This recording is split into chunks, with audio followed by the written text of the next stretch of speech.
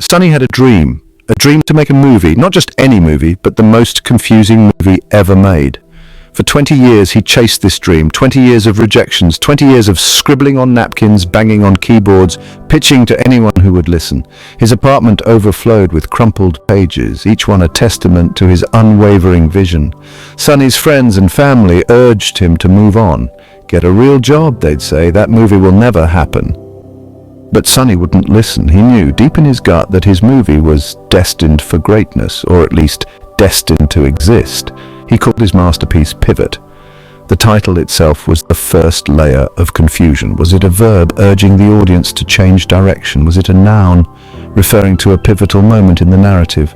Or was it simply a playful nod to a popular sitcom, adding a layer of meta-textual commentary? Sonny wasn't telling. He liked to keep people guessing. The premise of Pivot was as convoluted as it was captivating. It was a movie about a book about a movie that never got made.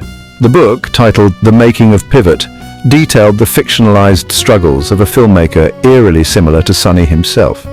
The movie within the book, also titled Pivot, was a surrealist black comedy about a man who discovers he can time travel by doing stand-up comedy. Confused yet good. That was Sonny's intention. He wanted to challenge audiences, to make them think, to leave them scratching their heads long after the credits rolled.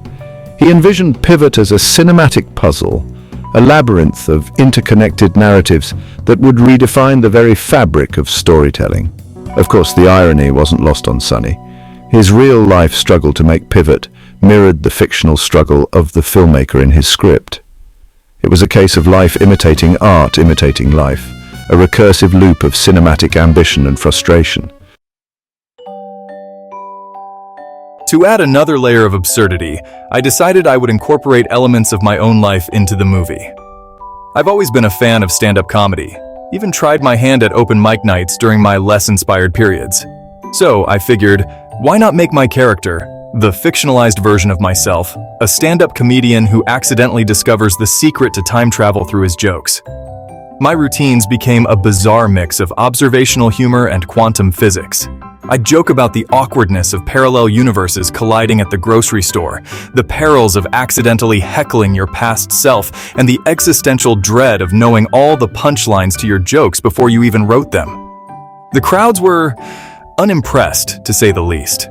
My act was less laugh out loud and more what is happening right now. But I didn't care. I wasn't doing it for the applause, I was doing it for the art. Or at least, that's what I told myself as I was booed off the stage. Section 4, The Little Engine That Couldn't. Sonny's unwavering belief in Pivot was both admirable and slightly delusional. He had no money, no connections, and no experience in filmmaking. What he lacked in resources, he made up for in sheer, unadulterated enthusiasm.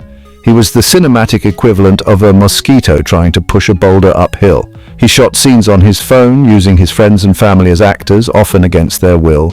His special effects were cobbled together with household items and the free trial version of a video editing software. His time machine was a cardboard box covered in Christmas lights. His futuristic cityscapes were photoshopped images of his neighborhood, and his explosions were achieved by shaking a can of soda and pointing it at the camera. Despite the shoestring budget and questionable production value, Sonny remained optimistic. He knew that true artistry wasn't about fancy equipment or big-budget explosions. It was about the story, the vision, the sheer audacity of trying to pull off the impossible. Section 5, A World Record of Failures. As the years turned into decades, Sonny's quest to make Pivot took on a life of its own.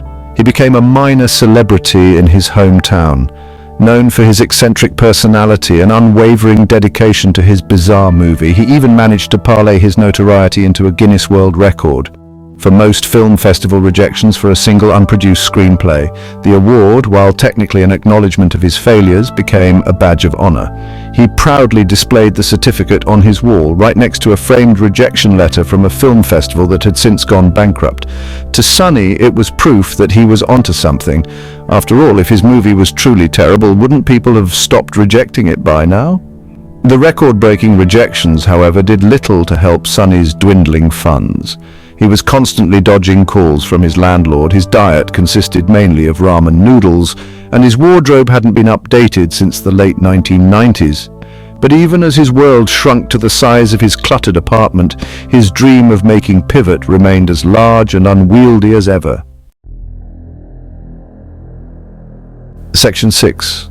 From Sunny to Shade. The years of rejection and financial instability took their toll on Sunny. He grew more withdrawn, more eccentric. His once bright disposition dimmed, replaced by a sardonic wit and a penchant for wearing sunglasses indoors. He even changed his name to Shade, a reflection of his increasingly cynical worldview and his preference for dimly lit rooms. Shade, he declared one day, his voice raspy from lack of use, is a much more fitting name for a filmmaker destined to toil in obscurity. His friends and family barely recognized him. The once optimistic dreamer had transformed into a jaded artist, convinced of his own genius, but resigned to the fact that the world might never understand his vision. But even in his self-imposed darkness, a flicker of hope remained. The more the world rejected Pivot, the more determined Shade became to bring it to life. Section 7. The preesequal paradox. In a final act of defiance, Shade decided to release Pivot in the most unconventional way possible, as a presequel. That's right, he was going to release the ending of the movie before the beginning, the punchline before the setup. He argued that this approach would further enhance the movie's confusing and thought-provoking nature. He envisioned releasing each scene as a standalone short film, scattered across various platforms and formats. Some scenes would be uploaded to YouTube, others projected onto the sides of buildings. A few even performed live as interpretive dance pieces. The audience, he believed, would then have to piece together the fragments of the narrative, creating their own unique viewing experience. The sheer absurdity of Shade's plan, the utter impossibility of it all, was both comical and strangely inspiring. Here was a man who had dedicated his life to a dream that seemed destined to fail, yet he persisted, clinging to his vision with a tenacity bordering on madness. Pivot, in its fragmented presequel form, might never be finished, might never be traditionally released, might never even be fully understood. But in its own strange way it existed, and that in the end was all that mattered.